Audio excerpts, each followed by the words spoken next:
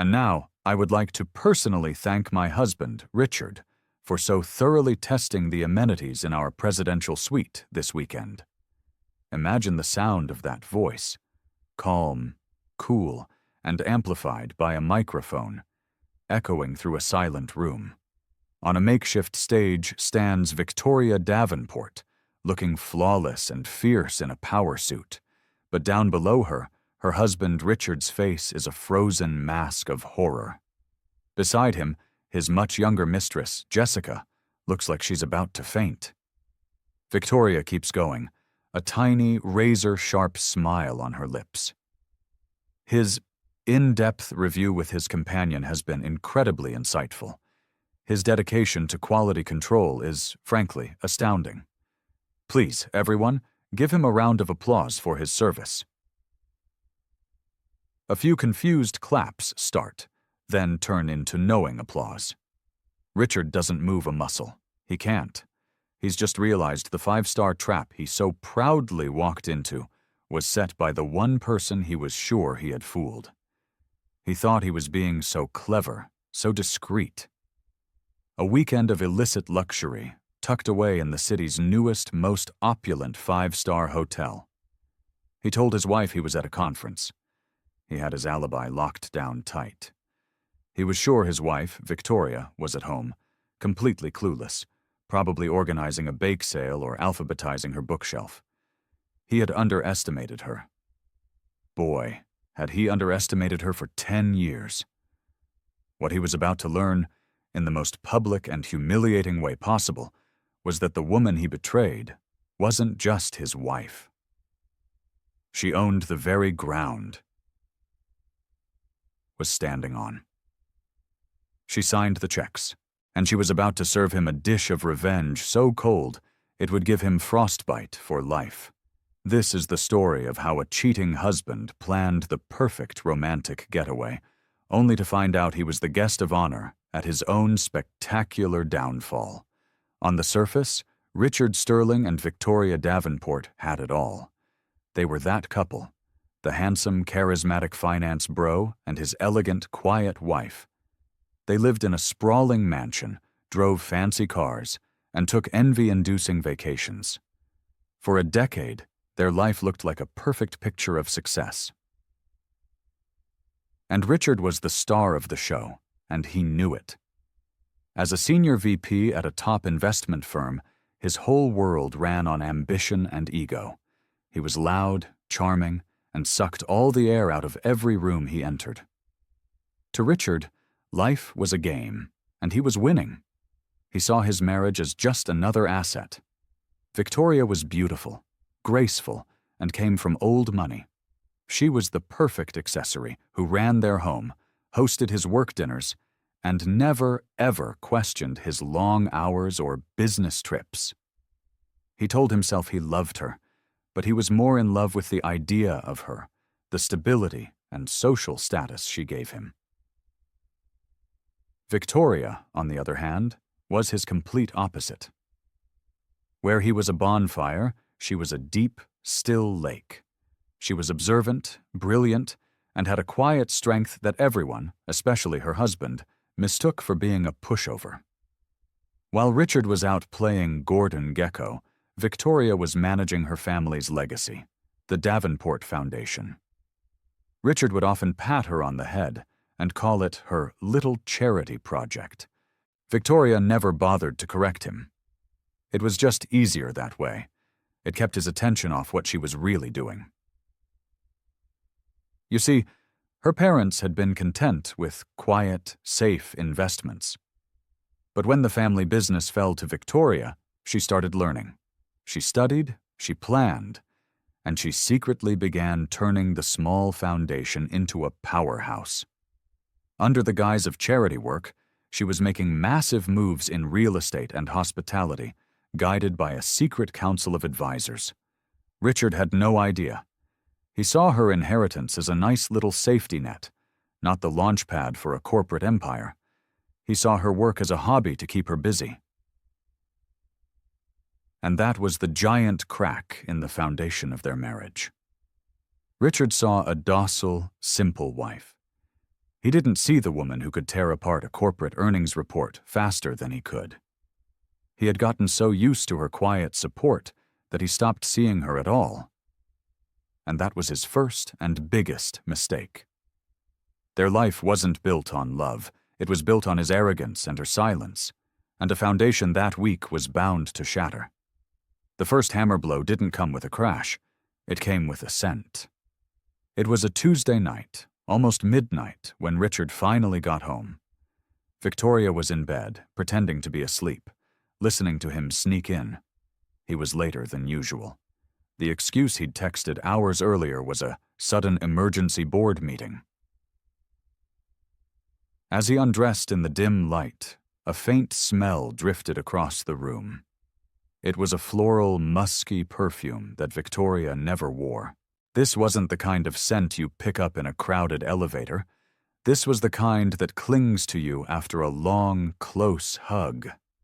Victoria's eyes stayed shut, but her mind was racing. A cold knot of dread formed in her stomach. She told herself she was being paranoid. It could be anyone's perfume. But the excuse felt thin, flimsy. The next few days, she tried to ignore it.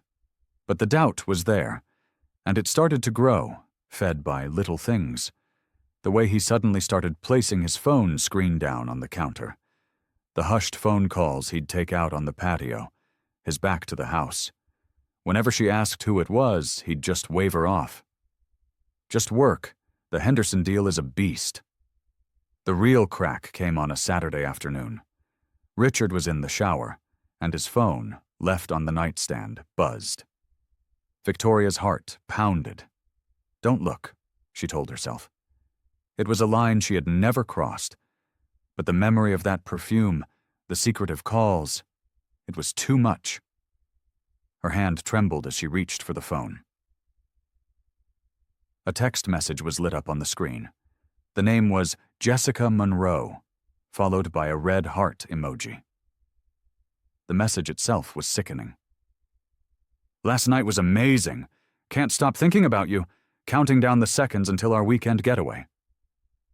The air punched out of her lungs. Betrayal and pain hit her all at once. It was real. Jessica Monroe. The name sounded familiar. Richard had mentioned a new, ambitious analyst at his firm a few months back. Now she knew just how ambitious she was. She placed the phone back down, her movements slow and deliberate. The man she'd spent a decade with was living a double life. The emergency meetings and late nights, all lies to hide an affair. The shower turned off. When Richard walked out of the bathroom, a towel around his waist, he was smiling, completely oblivious. "Morning, honey," he said cheerfully. "Feel like getting some brunch?" Victoria looked at this stranger smiling at her and felt a profound, chilling emptiness. The hurt was a deep, aching wound, but underneath it, something else was starting to form, something cold, hard, and sharp. Resolve. She smiled back, a hollow imitation of her usual warmth. "That sounds lovely, dear." But in her mind, one thought echoed, crystal clear. "I know." And that changed everything. That text message lit a fuse. In the days that followed, Victoria transformed. The heartbroken wife was replaced by a cold, methodical investigator. Her grief was still there, but now it was fuel for a single purpose: to uncover the full extent of Richard's lies. Her first move was digital. She remembered Richard insisting they link their credit cards to one online account for easy management. How ironic. She logged on late one night and found it almost immediately. A $2,000 charge from a high-end lingerie boutique. It was followed by a dinner charge at a fancy restaurant they never went to. A quick, anonymous call confirmed it was a dinner for two. The next clue came from Richard's own sloppiness. He thought Victoria was so tech-illiterate, he forgot their shared family calendar synced to all devices.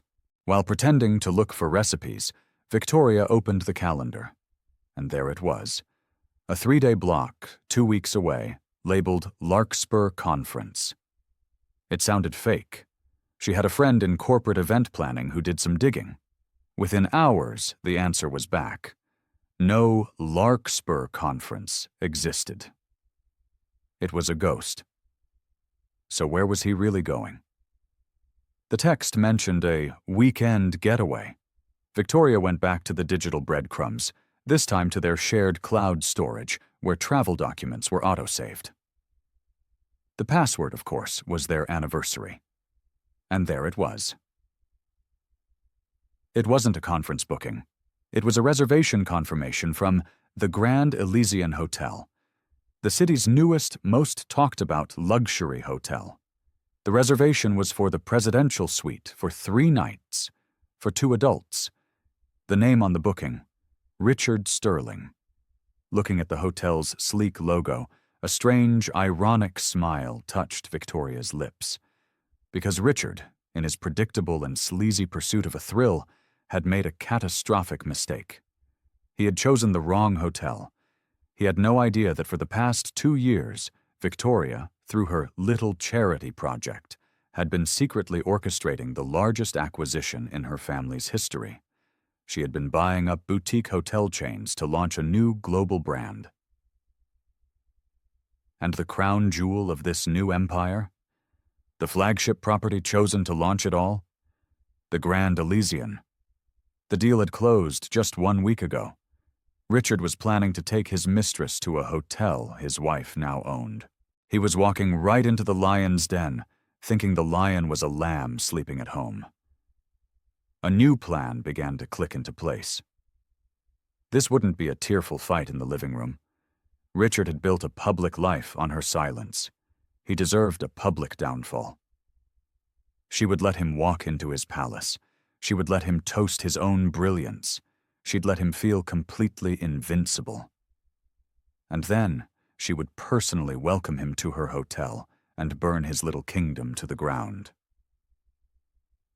She made a few calls, first to the general manager of the Grand Elysian, now her employee, then to her lawyers, then to HR at Richard's firm.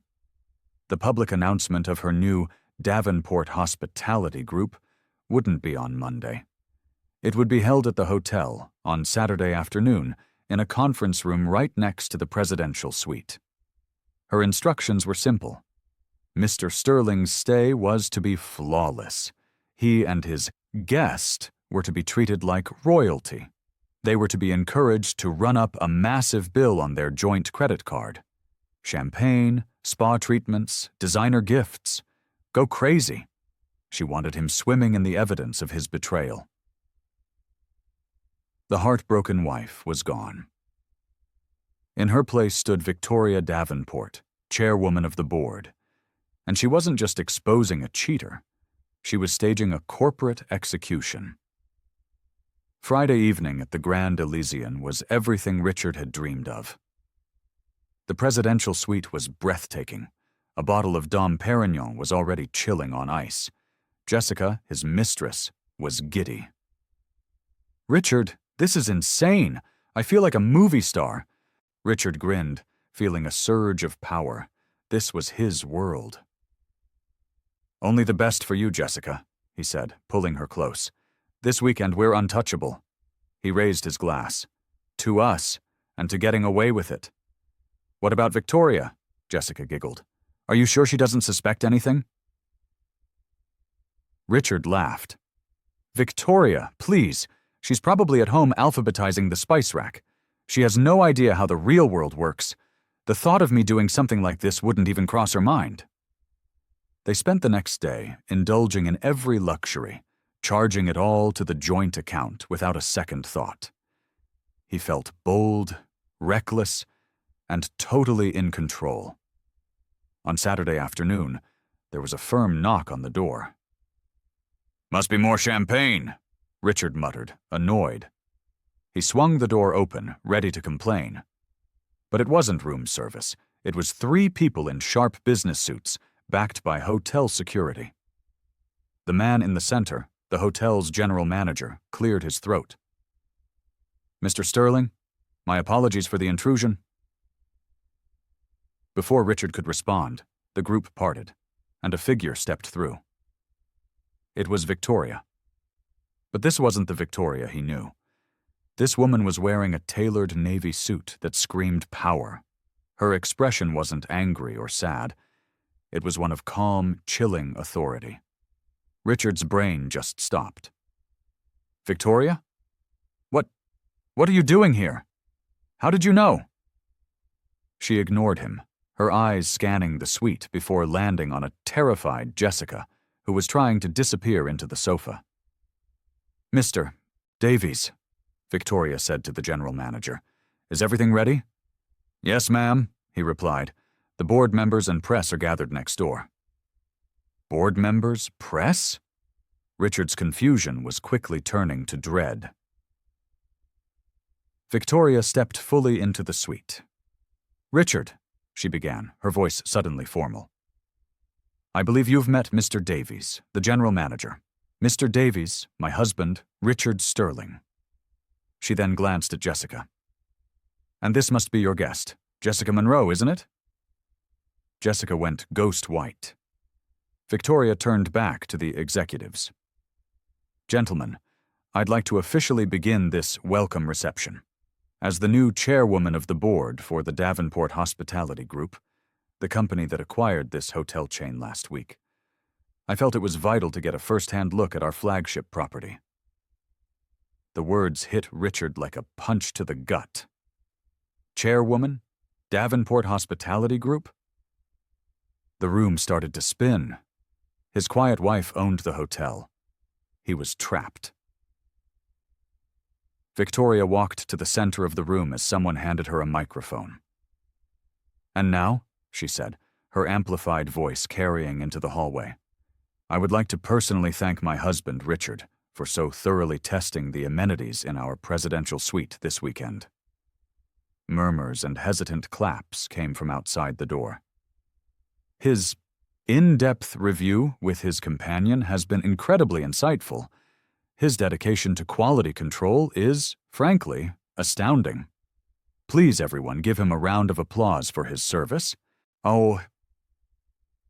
Furthermore, she continued, her voice turning to steel, it has come to my attention that Ms. Monroe's stay here is a serious breach of her employment contract. An affair with a senior executive is a gross violation of her company's code of conduct. She glanced at the head of HR from Richard's firm, who was standing right there. "Ms. Monroe," Victoria said, locking eyes with the terrified girl, "consider this your official termination. Security will escort you out." Jessica let out a choked sob. Finally, Victoria turned her full, undivided attention to Richard. "As for you, Richard," she said, her voice dropping to a low, devastating calm, "our marriage is over. My lawyers are filing for divorce as we speak. For 10 years you have lived off a wealth you didn't earn while disrespecting the woman who did. That ends today." She pulled out her phone. "As the primary account holder, I've just frozen all our assets. The credit card you've been so generously using is now a useless piece of plastic. The car you drive is in my name. The house you live in is a Davenport family property. You'll find your access has been revoked. Your things will be packed and sent to your parents' house." Richard finally found his voice, a weak croak. "Victoria, you can't do this." Victoria just raised an eyebrow. "Can't I? Richard, you thought this was your world. You were just living in mine. You just never bothered to look up and see who was in charge. Now, if you'll excuse me, I have a company to run." She turned and walked out, not once looking back, leaving behind the wreckage of a man who had just lost everything. If you're finding this story of ultimate revenge satisfying, make sure you hit that subscribe button. You won't want to miss the fallout that's coming right up. The silence in the suite was deafening. Richard stood frozen, unable to process the sheer speed of his own destruction. The smug man from 10 minutes ago was gone, replaced by a hollowed-out shell. Security guards approached Jessica, who was now openly sobbing. "Ma'am," one said firmly, "you need to come with us." "My things," she stammered. "They'll be brought down to you," the guard said, gently taking her arm. She shot Richard one last look of pure hatred before being led away. Richard was left alone with the general manager, Mr. Davies, whose face was now a cold, professional mask. "Mr. Sterling," Davies said flatly, "you have 30 minutes to vacate the premises." Richard's head snapped up. "Vacate? I have this room for another night." "Your reservation has been cancelled, sir, and the payment method is no longer valid," Davies stated. "We attempted to run the card for the accumulated charges. It was, as predicted, declined." Humiliation washed over Richard in a hot, sickening wave. The bill was massive, and he had no way to pay it. I'll pay," he said, fumbling for his wallet and pulling out other cards. "Try these." Davies didn't even take them. "Sir, I believe Miss Davenport was quite clear. All your assets have been frozen. I can assure you none of your cards will work." The reality finally crashed down on him. He was trapped. No money, no home, no power. The luxurious suite that had been his kingdom was now a gilded cage. 30 minutes, Mr. Sterling," Davies repeated, before walking out and leaving the door ajar. Richard sank onto the bed. He looked around the room, the half-empty champagne, the discarded clothes, the empty jewelry box. He had played a game, so sure he would win, only to find out his opponent had invented the game, written the rules, and owned the entire board. His perfect weekend had ended in his complete ruin, leaving him with nothing but the crushing weight of his own stupidity. 3 months later, the story of what happened in that presidential suite was a whispered legend among the city's elite. A cautionary tale about what happens when you underestimate the wrong person. Victoria Davenport was no longer a secret. She stepped onto the corporate stage with a confidence that stunned the industry. The Davenport Hospitality Group was a massive success, and she was hailed as a visionary in business magazines. The quiet wife was gone, replaced by a formidable chairwoman. The divorce was finalized quickly. She was generous enough that Richard wasn't left on the street, but he was permanently cut off from the fortune he'd taken for granted. For Richard, the fall was brutal. The public humiliation made him a pariah. No finance firm would touch him. He lost his job, his reputation, and his network overnight. He was forced to sell what little he owned and move into a small, sad apartment. The fall from the presidential suite to a one-bedroom walk-up was a daily, grinding reminder of everything he had thrown away. Jessica Monroe fared no better. Blacklisted in the financial sector, her career was over before it began. She was last heard of working a low-level admin job, a world away from the glamour she'd craved. Victoria, however, had moved on. She'd found a new purpose, an identity that was completely her own. She had taken the pain of her husband's betrayal and forged it into an empire. She hadn't just survived, she had triumphed. So, what's the real takeaway here? It's a timeless truth. Never, ever underestimate the person you think you have all figured out. Richard made the fatal mistake of confusing quietness for weakness and kindness for ignorance. He thought he was playing a game with no consequences, but he was just a pawn in a much larger one he was too arrogant to see. It just goes to show you, be very careful who you betray. You never know if the person you're cheating on is the one who secretly owns the hotel and has just been waiting for the perfect moment to declare checkmate. What would you have done in Victoria's shoes? Would you have been this calculated? Or would you have chosen a different path for revenge? Let us know your thoughts in the comments. And if you enjoyed this story of epic justice, don't forget to like this video and subscribe for more incredible stories.